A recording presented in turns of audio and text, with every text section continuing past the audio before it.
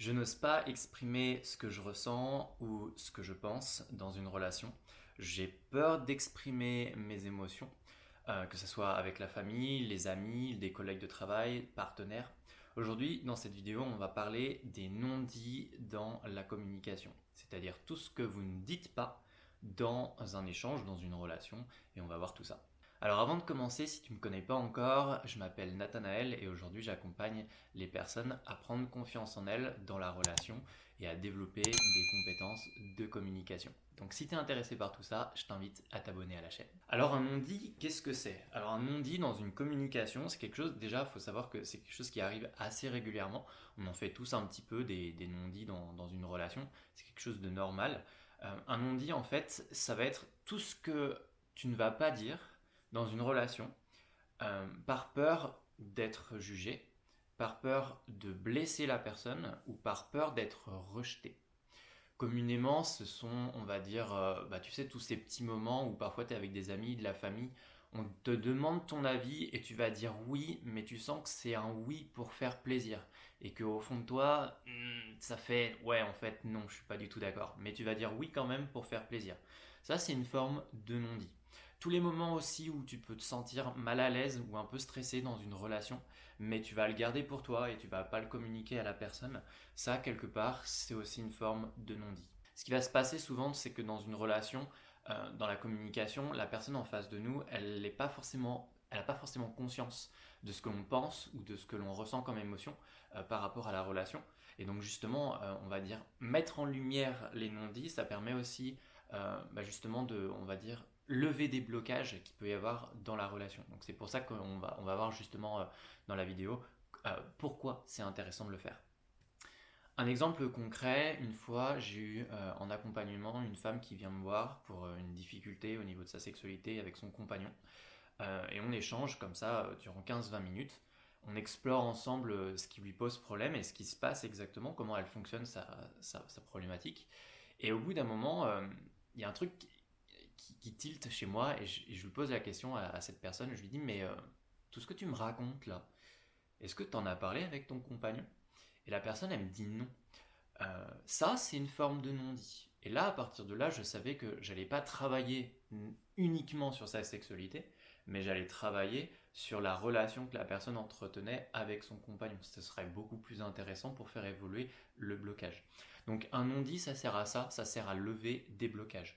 On va dire plutôt, pardon, je me suis mal exprimé, lever un non-dit, faire en sorte qu'il n'y ait plus de non-dit ou le moins possible, ça sert à lever un blocage.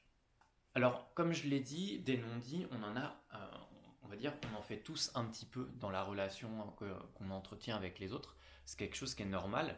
Le problème, en fait, il va survenir quand on va commencer à amasser des non-dits, quand on va commencer à accumuler plusieurs non-dits, plusieurs choses que l'on ne dit pas à la personne. Et ce qui va se passer, en fait, dans la relation, c'est qu'on va commencer à prendre un peu de distance par rapport à l'autre. On va commencer à sentir un climat un peu froid. Le flux de communication, il va quelque part se rétracter et se fermer. On s'adresse un peu moins à la personne et du coup, c'est pas super cool en termes de communication.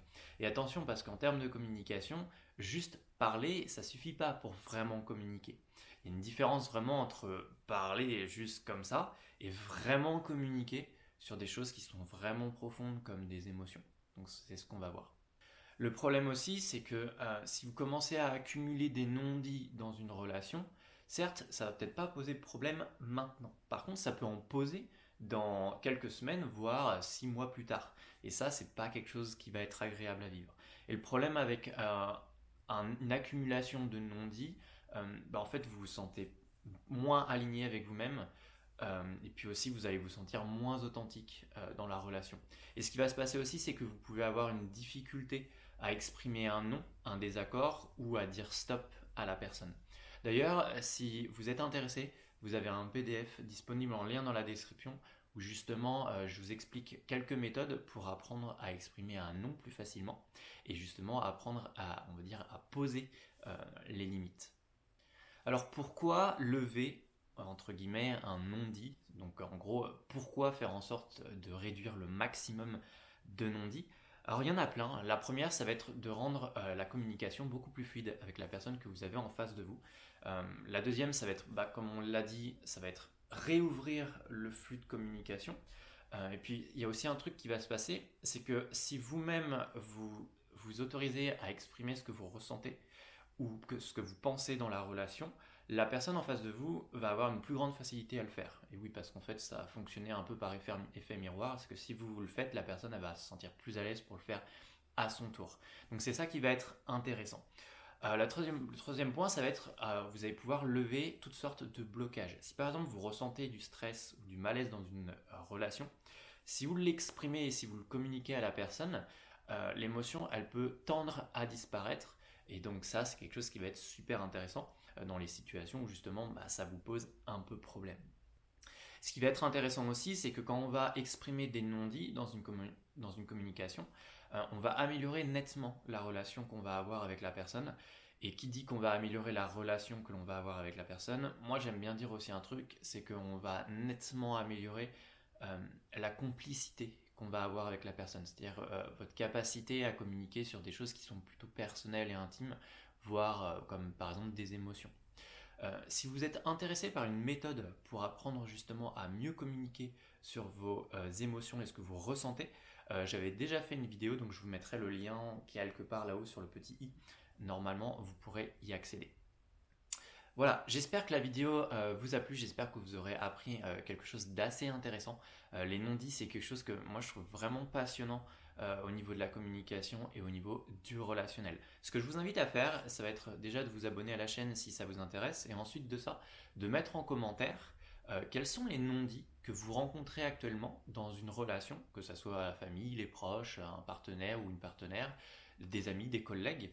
Quels sont les non-dits que vous rencontrez actuellement? Et puis on essaiera de trouver des solutions justement à cette difficulté-là. Je vous invite à le mettre en commentaire tout de suite. Et en attendant, je vous souhaite une agréable journée.